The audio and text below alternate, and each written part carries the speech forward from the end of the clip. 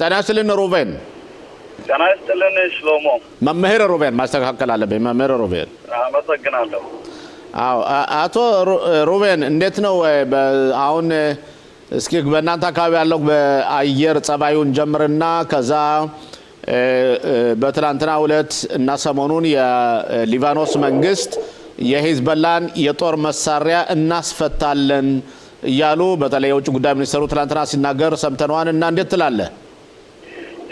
በመጀመሪያ ደረጃ ለመጀመሪያው ጥያቄ መንደርደር አድርጌ ባቀርበው በአካባቢያችን ያለው የአየር ጸባይ ሁኔታ አይደለም ሙቀትም ብርድም ይዞ የመጣ ያከራከረ ሁኔታ ነው። ጠቅላላ ባለ ሁኔታ መዘጋቢር ወይም ደግሞ የአየር ጸባይ ሁኔታ ደህና ነው። ወጣ ያልን ቦታዎችን አንድ ቦታዎችን የምንዝናናበት ቦታ ሰዓቶች እየተፈጠሩ ነው። ዝናብ በአሁኑ ሰዓት አይወርድም። ፀሐይ ነው ያለው። ይሄ አንድ የአየር ጸባዩን ባስመለከተ እንግዲህ ወደ ቅሪያት ሽሞናን ባስመለከተ ላልከው ሁኔታ እንደምታውቀው ከኛ ከቅራዮት ለቅሪያት ሽሞና የ93 ኪሎ ሜትር ርቀት ነው ያለ።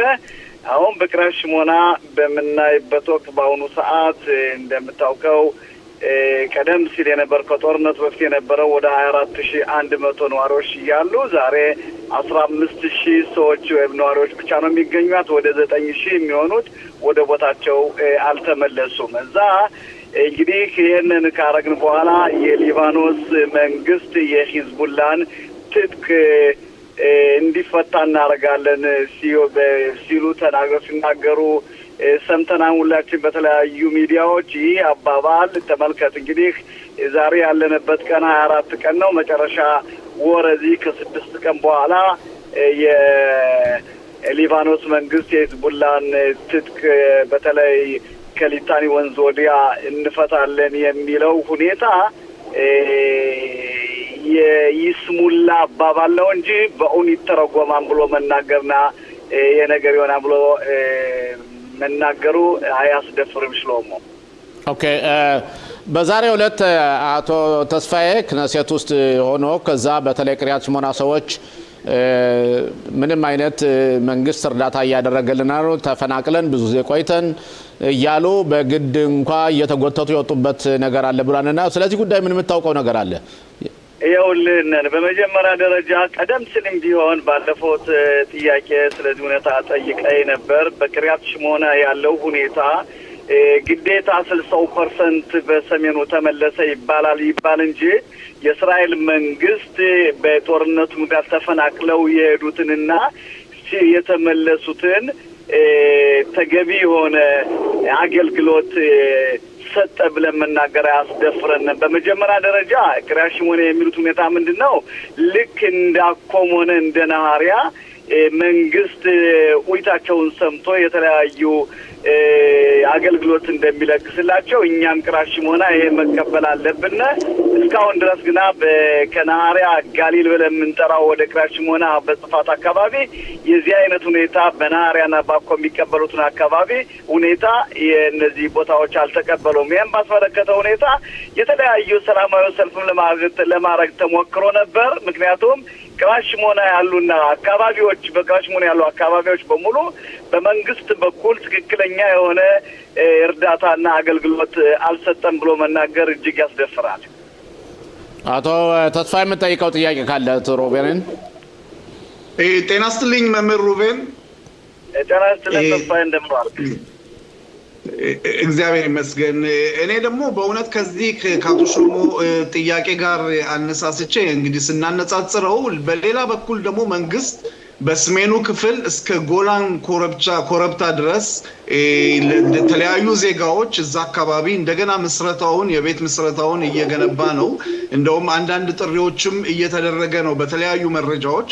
ይሄ ማለት እንግዲህ የሰሜኑ ክፍል በአሁኑ ሰዓት የሊባኖስን ጉዳይ ያየን እንደገናም ደግሞ መንግስት በእውነት ያንን አካባቢ እንደውም ከሰሞኑ የሚሞጡ መረጃዎች በጽፋትና በተለያዩ አካባቢዎች የበለጠ ሀገሪቷን ከተማዋን የሚያስፋፉ የአዳዲስ የቤት ግንባታዎች እየተመሰረተ ነው። በዚህ ጉዳይ ላይ ምን ይላሉ መምህር? ይኸውልህ በመጀመሪያ ደረጃ ነገሮችን አስቀምጣቸዋል። በተቀስቃቸው ቦታዎች የተለያዩ ፕሮጀክቶች የቤት ግንባታዎች የተለያዩ አዳዲስ ቤቶች ይሰራሉ ማለት ለህብረተሰቡ ለነዋሪዎች በጦርነት ለተፈናቀሉ ሰዎች አገልግሎት ይሰጣሉ ማለት አይደለም ሽያቱን የቤትን ሽያጭ ባስመለከተ የተለያዩ ነገሮችን ባስመለከተ ስለዚህ ማየት ያለብን ምንድነው በጦርነቱ ይሄ የአካባቢያችን ጠቅላላ ከነሐሪያ ጋሊል ወደ ሰሜን ያለው ቦታ እየተስፋፋ ብሎ መናገር ማለት ተመልከት አሁን በምናይበት ጊዜ ከ15000 ነው ክራሽሞናን ብንወስድ ለምሳሌ የሰውነን የቦታውን የፕሮጀክቱን ሁኔታ ማስፋፋት ማለት ለተፈናቅለው ለሄዱ ህዝቦች እርዳታ ሰጠነ ማለት አይደለም እና ስለዚህ እነዚህ ነገሮች ለይተን ማየት አለብን በመጀመሪያ ደረጃ ቤትን ተገነባ ፕሮጀክቶች ለራሶችን በዛ አካባቢ እንዲመጡ ማለት ቀደም የነበሩትን ተፈናቅለው የሄዱትና ከፍሎች የተመለሱት ለነሱ አገልግሎት መስጠት ነው ብሎ ለመናገር ይህ ሁኔታ አያስደፍርም ሩቤን አንተ ቀደም እንዳልከው በተለይ በሰሜን አካባቢ የቅሪያት ሽሞና ሰዎች እንደ ነሐሪያና እንደ አኮ የሚደረግላቸውን ድጎማ ወይም ፕሪቪሌጂ አልተሰጠንም እያሉ አቤቱታ ያቀርባሉ ብለሃን ምንድነው ልዩነቱ የሁለቱ ለምን ነው ለቅሪያት ሽሞና ሰዎች እንደውም ቤታቸው ተፈናቅለው ወደ 1 አመት ተኩል ወደ 2 አመት የሚያቀርብ ነው ከቤታቸው የተፈናቀሉት ያኮና የነሐሪያ ሰዎች ግን ቤቱን ለቆ የሄደ ያላል መሰለኝም እና ለምን ነው ሊሆን የቻለው ተመልከት በሚገርም ነገር በ96 የነበረው ጦርነት ወደ ኋላ ሽሎሞ በወስድህ በነሐሪያና በአኮ ግማሹም በተለይ ከግራዮት ቅሪያት ሞስኪንም ይሄ ነገር ይደርሰን ነው ያሉት ሁኔታ አለ ነሐሪያንና ለምሳሌ አኮን ብንወስድ ከሁለት ቦታዎች በምትሰራበት ወቅት መንግስት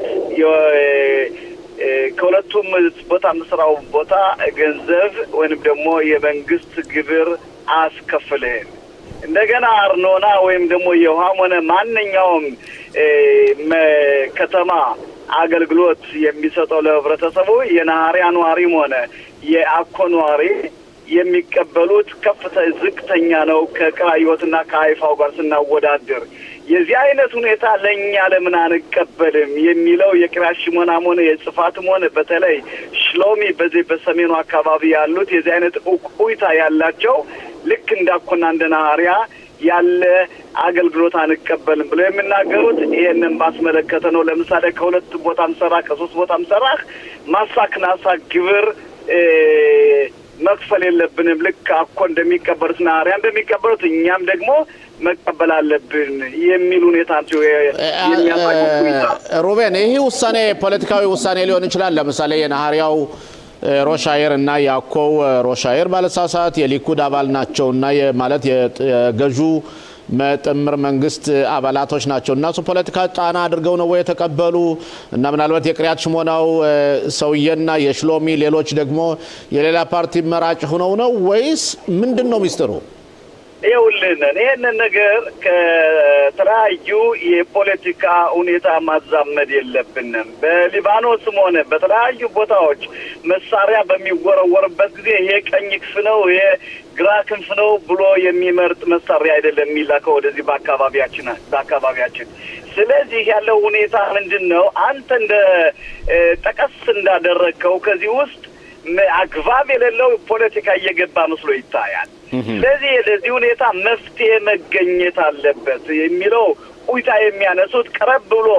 በምትጠይቅበት ጊዜ የፖለቲካ ሁኔታ ውስብስብ ያለበት ሁኔታ አንተ ማን ፓርቲ የሚለው ሁኔታ የሚያሳይ መስሎ ያላዝማሚያው ሽሎሞ ምክንያቱም እኔ ያልኩበት እንደዚህ ያልኩበት ምክንያት አለ የሮሽ የቅሪያት ሽሞና ከተማ ከንቲባ ለምሳሌ እሳቸው መንግስቱን ተቃዋሚ ናቸው በማለት ጠቅላይ ሚኒስትር ቢንያሚን ኔታንያሁ በሆነ ጊዜ ምክትሉን ብቻ እንደጠሯቸውና እንደገኟቸው የፖለቲካ ያሳዩ ነው ተብሎ በጣም ከፍተኛ ውዝግብ ነበር የጦርነቱ ሰሞንና ከዛ ጋር የተያዘ ነው ወይ ነው ጥያቄው ይኸውልህን በመጀመሪያ ደረጃ እንበል ጠቅላይ ሚኒስትራችን ምሳሌ አድርገህ ብታቀርበው ቢንያሚን ኔታንያሁ ሮሻይር ወይም ከንቲባውን ቀርቶ የእሱን ምክትል ለስብሰባ መጥራት ማለት ከፍተኛ ጥያቄ ነው። ለምንድን ነው ይህ ነገር የሚሆነው? እዛ ውጭ ደግሞ የቂርያት ሽሞና ሮሻይር ወይ ደግሞ ከንቲባ የሊኩድ አባል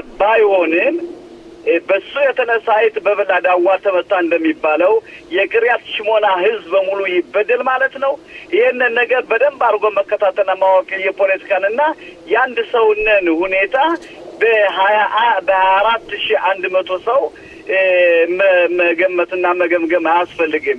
የዚህ አይነት ትፊሳ የዚህ አይነት ሪዮት ዓለም ያላቸው የፖለቲካ ሰዎች ትክክል አለመሆኑን በዚህ አካባቢ ማንኛውም ተከታታይ መገንዘብና ማወቅ አለበት። ይህ ነገር መሆን የለበትም፣ መደገምም የለበትም። ይህ ነገር ካለ መምህር ሩቤን መሸሻ ላደረክልን ቃለ መጠይቅና የውይይት ተሳትፎ በጣም እያመሰገን እንደ ሁሌውም ቢሆን ለምትሰጠን ትንተና ከፍተኛ ምስጋና እየሰጠን በሁለት መመጣው ጊዜ እስከምናገኝ ድረስ መልካም ቆይልን።